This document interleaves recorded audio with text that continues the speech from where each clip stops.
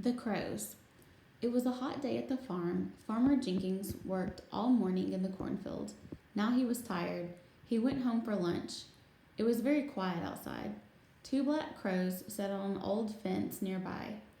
Jim, the smaller crow, looked at the ears of corn waving in the breeze. I'm so hungry, Jim said. Let's go peck at some corn for lunch.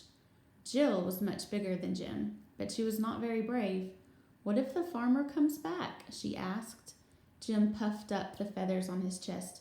I'm not afraid of the farmer, Jim said. He can't catch me if I fly away. Jill had been watching Farmer Jenkins all morning. It was true that he couldn't fly. He worked very hard on the ground, though. Jim flew into the cornfield and sat on one of the tall stalks. He used his beak to break off an ear of corn. He flew back to the fence and held the corn cob out to Jill. Take some, he said. Jill nibbled the corn. It was yellow and sweet. She ate a few kernels and stopped to look down the road toward the farmer's house. Jim was eating very quickly. What's wrong? Aren't you hungry? I am hungry, said Jill, but it doesn't seem right to eat this corn. It doesn't belong to us. We didn't do any of the hard work to grow it.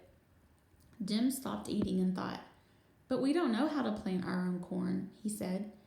Jill nodded. I know, but I think the berries in the forest will taste better because I won't feel bad about taking the farmer's food from him. I'd rather eat those and find some worms and bugs. Jim finished eating all the little corn kernels on his ear of corn. Instead of getting another one, he decided to fly with Jill to the forest. Fine, he said. Let's go. And with that, the two birds flew away, leaving almost all of Farmer Jenkins' corn waiting to be picked and eaten for his supper.